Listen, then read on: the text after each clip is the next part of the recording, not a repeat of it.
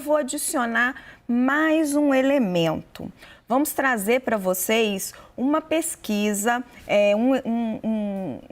que mostra a polarização da sociedade brasileira. É uma nova pesquisa da Atlas Intel que mediu o sentimento do eleitorado no pós-eleição. Vamos ver.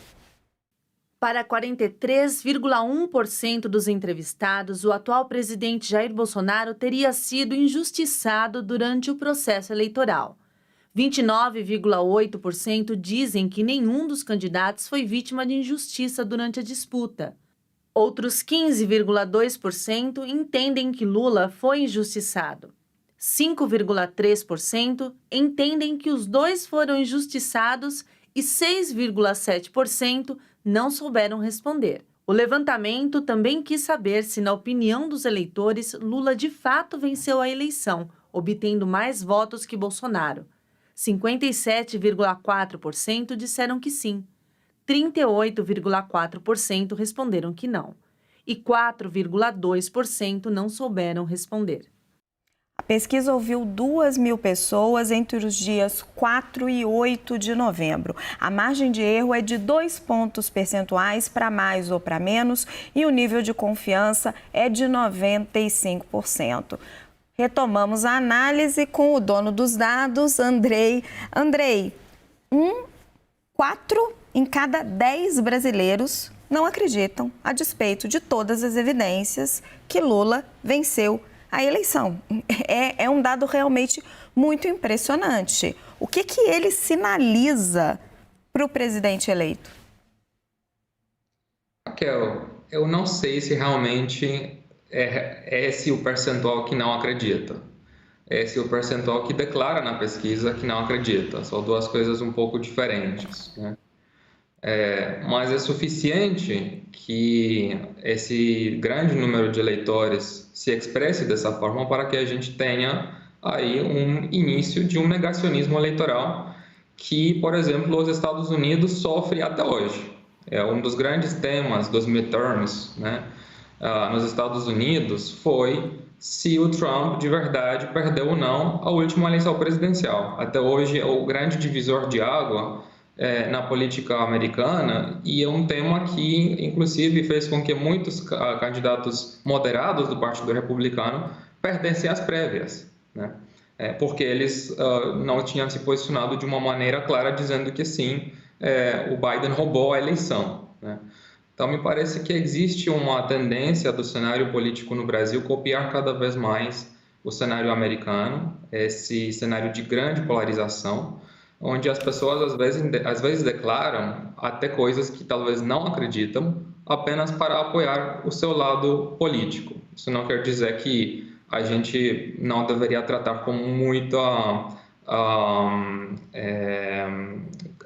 com muita preocupação os dados da pesquisa. São dados realmente muito preocupantes, porque a partir do momento em que as pessoas declaram não ter confiança no processo eleitoral, a democracia realmente fica em risco. E a gente tem aí todos os outros elementos, né, para deixar-nos até mais preocupados, inclusive em relação ao papel das Forças Armadas, esse relatório que teve uma certa ambiguidade da maneira em que ele saiu, né, em relação à segurança e à confiabilidade das urnas, enfim. Mas eu leria esses dados da pesquisa no contexto de um cenário muito polarizado, onde coisas que a gente não achava que poderiam ser possíveis acontecem. Acho que a última vez que eu fui entrevistado aqui no WW, eu estava falando sobre o tema da abstenção, que sempre sobe no segundo turno. Pois bem, num contexto muito polarizado, a abstenção caiu no segundo turno neste ano. Então, algo que a gente acreditava que era impossível acontecer, aconteceu. Isso também tem a ver com essa decisão do Guido Mantega de escrever uma carta, algo que eu acho que seria impensável num contexto normal no Brasil. Você escreve uma carta em qualidade de representante de um governo que ainda não está efetivado no cargo, disputando uma decisão oficial do governo brasileiro em termos de quem seria o candidato do Brasil para ocupar o cargo de presidente do BID. Como que a gente deveria ler isso? Também é uma atitude que só pode acontecer num contexto de grande estresse sobre o funcionamento da democracia por conta da polarização. É algo que aconteceu nos Estados Unidos, por exemplo, quando o Partido Republicano não quis votar a nomeação do Barack Obama para a Corte Suprema. A primeira coisa que eu pensei foi justamente isso: vamos esperar mais alguns meses para que a decisão que saia totalmente de maneira diferente do que sairia hoje, né? Andrei, é engraçado, você descreveu esse negacionismo eleitoral e uma série de episódios absolutamente quase que surreais, né? E aí, Sérgio, peço licença para a Thaís para fechar essa roda do programa com você e já retorno com a Thaís depois do intervalo.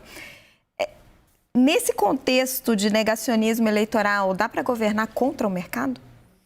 Não, não dá. E a gente viu isso ontem, né, Raquel? Vamos lembrar que semanas atrás a gente estava falando de um waiver que era de curto prazo e na casa de 100 bilhões de reais.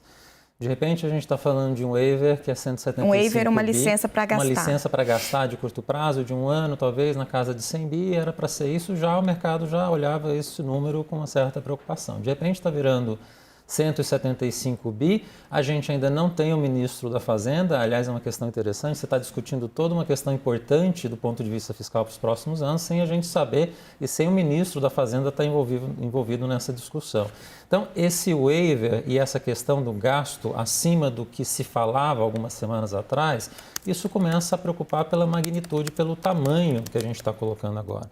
E sem falar de outras coisas que vão começar a aparecer, não é só a Fazenda que interessa nesse momento. Os outros postos, os outros cargos, quem vai ser presidente da Petrobras, quem vai ser presidente dos bancos públicos, qual vai ser as questões e as políticas que vão estar relacionadas a esses outros órgãos do governo também, como é que vai ser direcionado nos próximos anos. Então o mercado está preocupado, não é que o mercado entrou em desespero e está entrando em crise antes da hora, ele está dando um sinal de alerta. Concordo com a Thaís e com o Andrei que isso pode fazer com que, olha, o gato subiu no telhado, a gente precisa voltar um pouco atrás e pensar numa saída mais de mercado. Mas precisa ser rápido e precisa de fato acontecer. Eu acho que cada vez mais que o tempo passa e atrasa essa questão em relação à parte fiscal, mais a gente vai precisar de um ministro da Fazenda que seja de mercado, que tenha esse perfil para lidar com essa questão fiscal nos próximos anos, senão vai ficar difícil. Isso é que está complicado.